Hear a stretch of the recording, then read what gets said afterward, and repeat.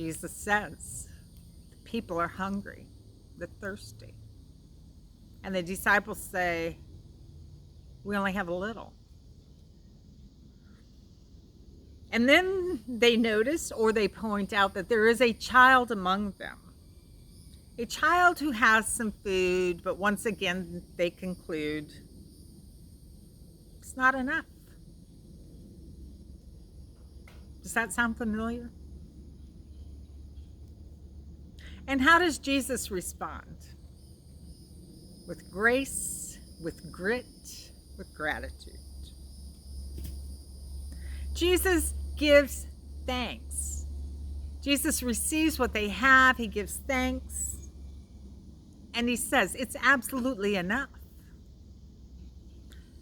What you have is filled with promise and potential. It may look like a void. You may not be able to see what you have through the dark and murky waters. This is the way of heaven. These are heavenly ways. And the Spirit is hovering. And the winds of hope and holiness are blowing. Your needs, their needs, our needs will be met. This is not a zero-sum game.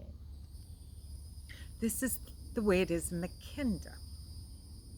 We bring what we have, we give thanks, and what we discover is there is an abundance. When everyone shares, there is abundance. There is promise. There is potential. Potential hidden within potential. New life buried in the earth, filled with new life. That's how the world is designed. This is the way of the kingdom.